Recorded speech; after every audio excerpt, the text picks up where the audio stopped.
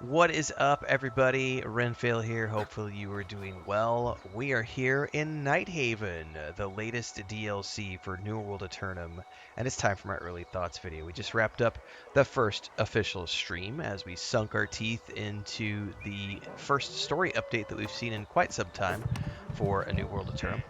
And as I always do, we do an early thoughts video. If you're not familiar with my review process, usually start with an early thoughts video right after the first stream session, followed by an initial review after around 20 to 25 hours of whatever we're playing, and then a final review when we are completed. Although with DLCs, they don't always last 25 hours, so sometimes there's just an initial review, the early thoughts video, and then a final review, so we'll just see how long it takes us. But this is a big zone, as they talked about in their lead-up footage to this and all the marketing material and the developer updates.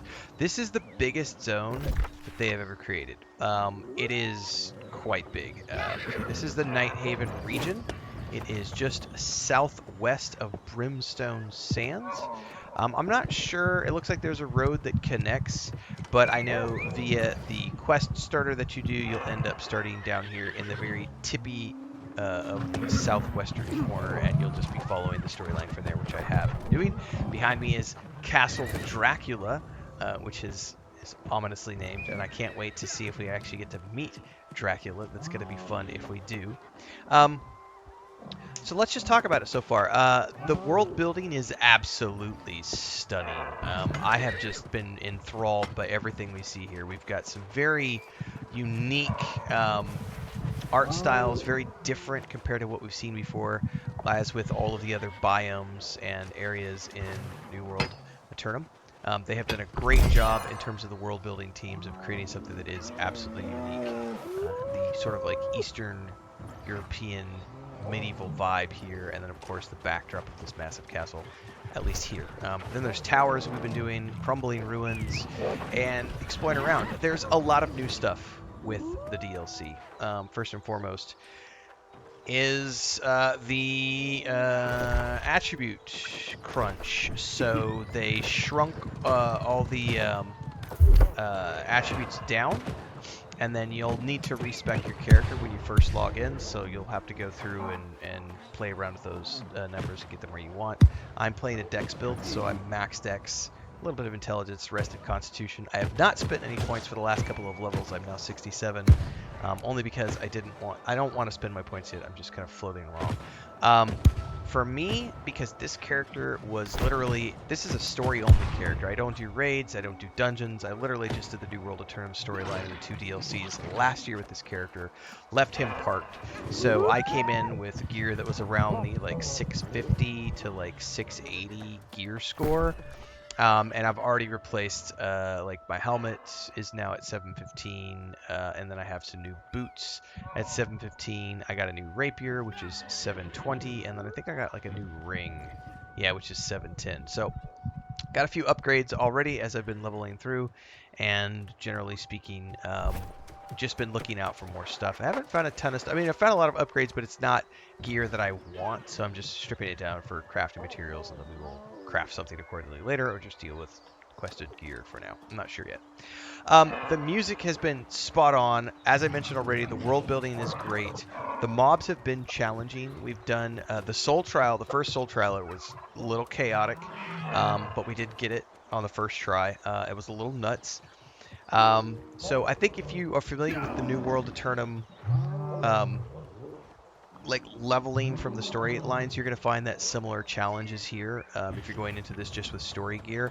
I can't speak to what the challenge rating might be like if you're coming into this with raid gear, but I know if you've just played the story, it still feels like it has plenty of bite to it in terms of the challenge. It feels as challenging as the story content was leading up to this.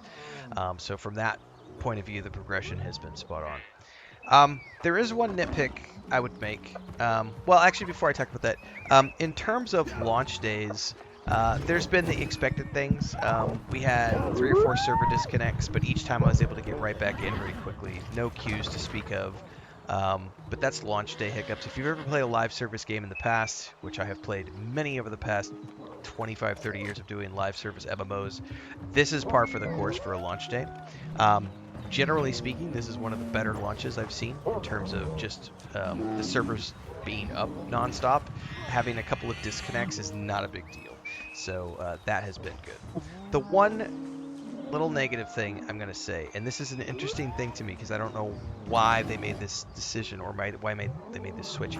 So if you go back and watch like my reviews of the previous times I've played, I played at launch when the game first came out, and then I came back and bought the New World Aeternum update for the PS5. So I own it on the PC, and then I played it again for New World Aeternum.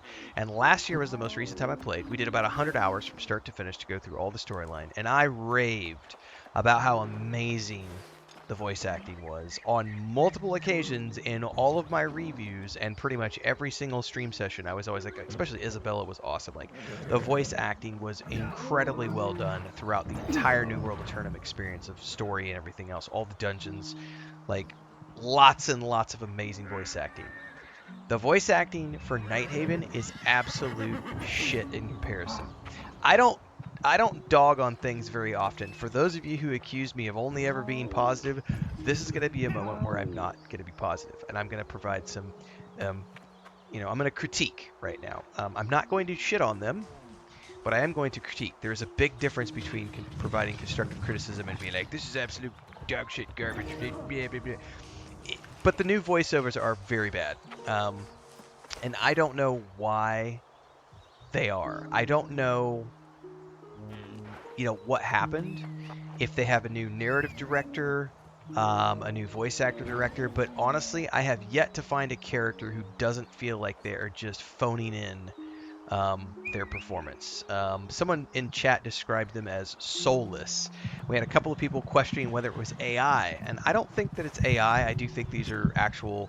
Um, I would have to go look at the IMDb page because I haven't looked at who the voice actors are, but I never ever point the finger at the voice talent. I always point the finger at the narrative director or the voice director, whoever's in charge of the voice acting. And it is not up to the standards that I saw in previous New World stuff. It's not a big deal.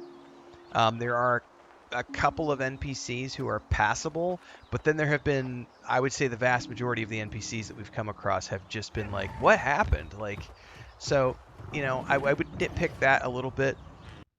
Quick commercial break, everyone, to celebrate and give thanks to all of these amazing people who keep me on the air full time. Really appreciate the support.